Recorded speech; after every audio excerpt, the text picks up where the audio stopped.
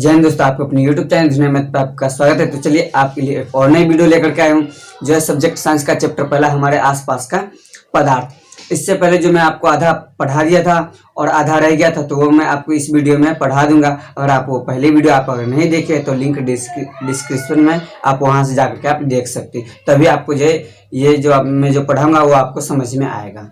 तो चलिए स्टार्ट करते हैं। ठोस अवस्था। ठोस अवस्था में एक निश्चित आकार होती है। निश्चित आकार का मतलब होता है उसका आकार वो निश्चित होगा। सॉरी, चौक गिर गया, मैं चौक उठा ले रहा हूँ। तो चलिए देखते हैं चौक में। चौक का आकार कभी भी बदल नहीं सकता है। ये चौक का डब्बा है, इसका भी ये भी एक ठोस है।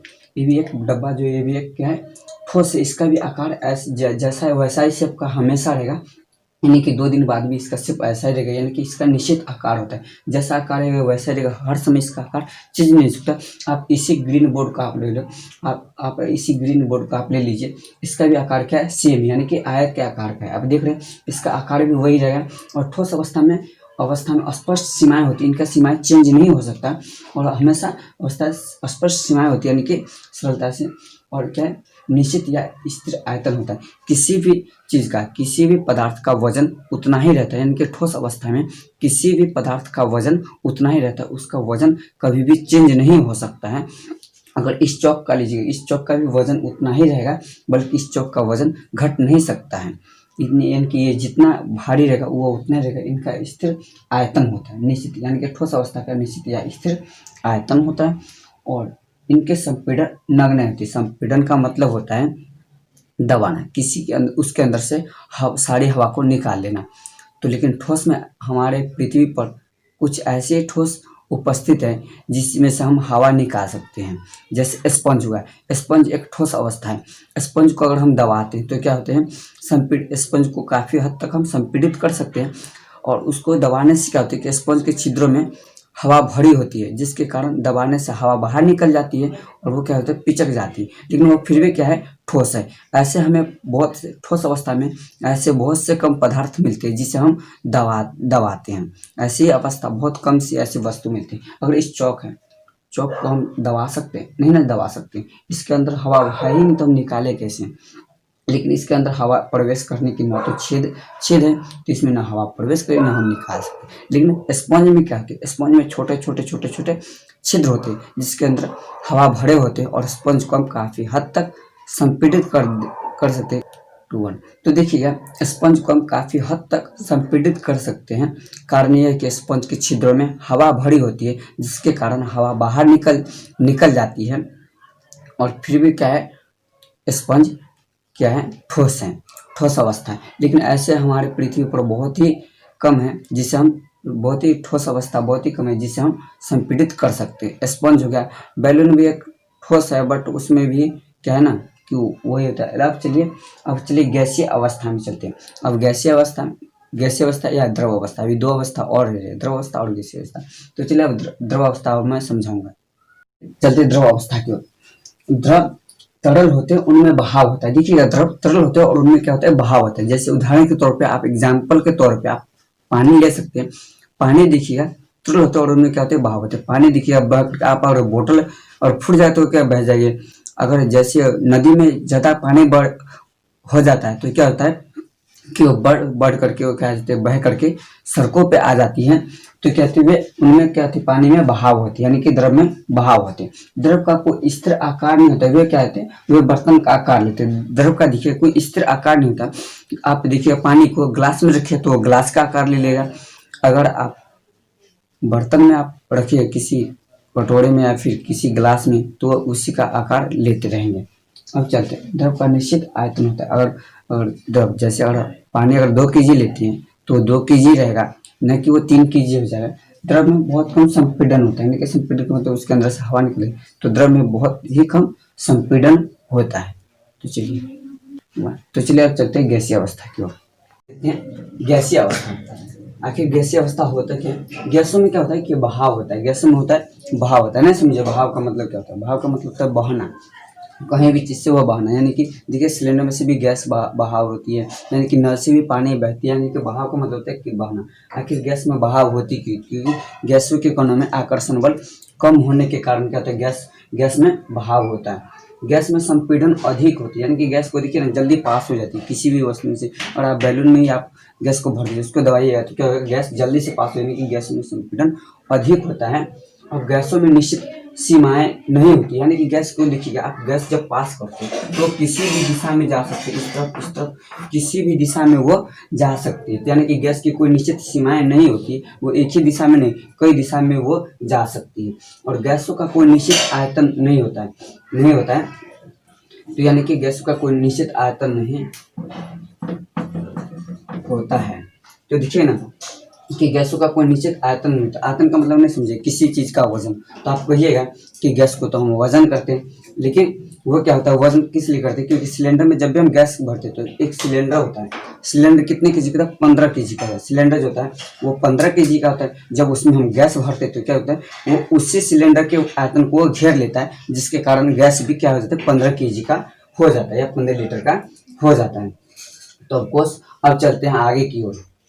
तो अब देखते हैं आकर्षण बल। आकर्षण बल क्या होगा, ठोस में अधिक होगा। क्यों, क्योंकि आकर्षण बल इसलिए होगा क्योंकि उनके कणों के पास क्या होती है, आकर्षण बल ज्यादा होती है, जिसके कारण क्या होती है, ठोस होती है वो पूरी वस्तु। और यहाँ पे आकर्षण बल ठोस अवस्था में अधिक होगा, द्रव अवस्था में माध्यम होगा, जिसके कारण द्रव में बहाव होता है। उसका द्रव में देखिए आकर्षण बल माध्यम, उनके कणों के द्रव के जो कण होते हैं उनके बीच आकर्षण बल बिल्कुल कम होते हैं, यानी कि माध्यम होते हैं, जिसके कारण द्रव में बहाव होता है। गैस में बिल्कुल कम होते हैं, यानी कि गैस के कण एक दूसरे को आकर्षित नहीं करते, इसलिए गैस में आकर्षण बल क्या होगा, कम होगा।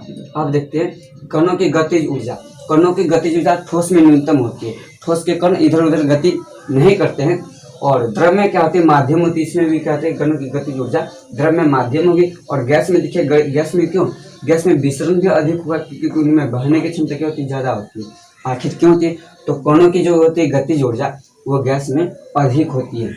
अब देखते हैं विसरण का मतलब होता है बहना, यानी कि बहना,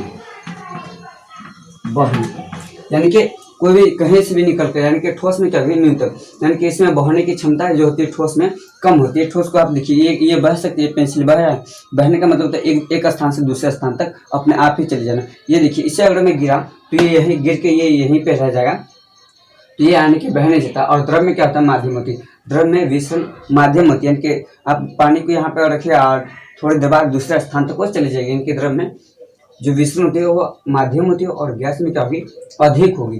गैस को देखते खोलते हैं और जल्दी से गैस क्या होती है, पास होने लगती है, यानी कि गैस में क्या होती है, विसरण अधिक होती है। तो ये आप याद कर लीजिए, इसको आप स्क्रीनशॉट आप ले लीजिएगा और रख लीजिएगा, ताकि ये याद रहे आपको कि ठोस में आकर्षण बल अधिक होता है, द्रव में माध्यम, गैस में कम। और कणों की गतिज ऊर्जा ठोस में न्यूनतम होगी, द्रव में माध्यम होगी, गैस में अधिक होगी। और विसरण, यानी कि विसरण का मतलब बहना ठोस में न्यूनतम होगी, द्रव में माध्यम होगी और गैस में अधिक होगी।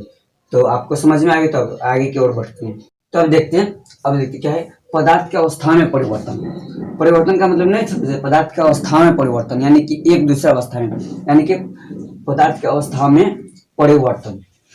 और समझने वाला बात यह है कि परिवर्तन कैसे होगा, यानी कि तापमान में परिवर्तन करेंगे तो क्या होगा, एक पदार्थ से दूसरे पदार्थ में परिवर्तन हो जाएगी, इनकी अवस्था में परिवर्तन हो जाएगी। तो तापमान में पहले हम परिवर्तन करेंगे, तो क्या है, ठोस अवस्था को और ज्यादा गर्म करेंगे तो क्या हो जाएगी, द्रव बन जाएगा। और द्रव को ज्यादा और गर्म करेंगे और उष्मा देंगे, हीट, तो क्या हो जाएगी, गैसीय अवस्था में वो चली जाएगी। तो यहाँ पे देखिए, ठोस क्या है, बर्फ क्या होती है, एक ठोस होती है, ठोस पदार्थ होती है बर्फ। तो बर्फ को अगर गर्म करेंगे तो क्या हो जाएगा, वो उष्मा देंगे, तो क्या है, वो पानी में परिवर्तन हो जाएगी। और ज्यादा अगर हीट यानी कि और ज्यादा गर्म करेंगे तो क्या वाष्प में वो परिवर्तन हो जाएगा, यानी कि तापमान में हम परिवर्तन करके एक दूसरे अवस्था में हम चेंज कर सकते हैं। अब देखते हैं, अगर गैसीय अवस्था को ज्यादा अगर शीतलन देते, शीतलन का मतलब नहीं समझे, ज्यादा अगर ठंडक प्राप्त होता है, यानी कि जैसे कि फ्रिज में पानी को रखिएगा तो क्या होता है, वो जम जाता है, यानी कि उसको क्या ठंडा होता है, फ्रिज में काफी ज्यादा ठंडा होती है। तो फ्रिज में जैसी कोई चीज रखते तो क्या, तो उसमें शीतलन मिलती है, शीतलन की वजह से वो ठंडा हो जाती है। तो गैस, वैसे हम गैस को भी कर सकते हैं। गैस को जैसे आप देखिएगा, ठंडी के समय क्या होता है, गैस जो होता है वो जम जाता है, तो हम कहते हैं कि गैस जल्दी खत्म हो गई।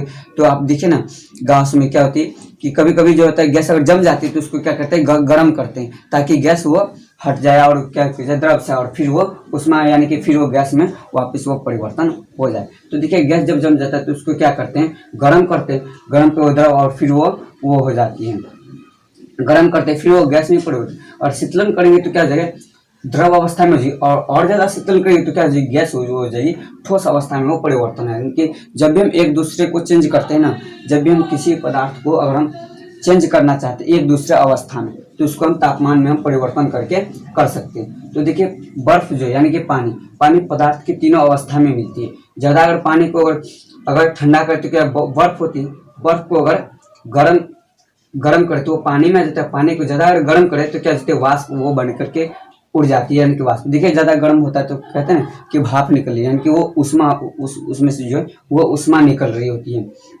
ये गैस में ये परिवर्तन है कि पानी जो है वो पदार्थ की तीनों अवस्था में मिलती है। ठोस यानी कि बर्फ का देखिए पानी है, पानी को अगर ज़्यादा शीतलन दीजिएगा तो क्या हो जाएगा, द्रव, पानी को ज़्यादा शीतलन दीजिएगा तो क्या हो जाएगी, ठोस में हो जाएगी, ठोस बन जाती है, यानी कि एक बर्फ बन जाती है। क्या बन जाएगी, बर्फ बन जाएगी, क्या बर्फ बन जाएगी। पानी को अगर हम फ्रिज में रखते हैं तो क्या उसे शीतलन प्राप्त होती है, शीतलन प्राप्त होती है, और शीतलन प्राप्त होने की वजह से क्या होता है, तो ठंडा महसूस होगा तो क्या हो जाएगा, वो बर्फ में परिवर्तन हो जाएगा पानी। तो ऑफकोर्स आपको समझ में आता है, आगे की ओर चलते हैं। तो देखिए और लोहा भी होता है, लोहा को हम पिघलाते कैसे, लोहा को हम तापमान में चेंज करते हैं, तापमान अगर हम चेंज करते हैं तो क्या ज़्यादा हीट देंगे तो वो भी द्रव में बन जाएगी, क्या होगी, द्रव बन जाएगी। लोहा को हम पिघलते देखते हैं यानी कि गिरते हुए लोहा को अगर ज़्यादा गर्म करेंगे तो क्या द्रव में परिवर्तन हो जाए, और द्रव से फिर वो क्या बन जाएगी, गैस में बन, यानी कि लोहा को हम तीन पदार्थों में, तीन अवस्था में हम ले सकते हैं, अलग अलग अवस्था में हम चेंज कर सकते हैं लोहा को ज़्यादा अगर गर्म करें तो लोहा पिघल करके द्रव हो जाएगी, और ज़्यादा गर्म करें तो क्या हो जाएगी, वाष्पित होकर के वो उड़ जाएगा। ये कि लोहा को भी हम चेंज कर देखते हैं, बड़े बड़े फैक्ट्री में कहते हैं लोहा को गला देते हैं, क्यों गलाते हैं, जैसे कि मान लीजिए ये लोहा कोई भी चीज़, और लोहा से और कोई भी नया चीज़ अगर बनाना चाहे तो पहले हम क्या करेंगे, लोहा को पहले हम गलाएंगे, उसके बाद फिर से उसे शीतलन देंगे, फिर से वो उसी शेप में आ जाएगी। तो इसीलिए हम लोहा को भी हम कई अवस्था में हम चेंज कर सकते हैं, यानी कि 3 अवस्था में हम लोहा को भी हम चेंज कर सकते हैं तापमान बढ़ा करके। तो चलिए वीडियो को यहीं तक रहने देते हैं, और ज़्यादा लंबा ना करते हुए, क्योंकि आप बोर हो जाएंगे, इसीलिए यहीं तक रहने देते हैं। और आगे जो मैं पढ़ाऊंगा वो अगली वीडियो में आपको आ जाएगी। आई होप आपको ये वीडियो अच्छी लगे तो आप शेयर करें, लाइक, कमेंट और सब्सक्राइब कर दें। चलिए अब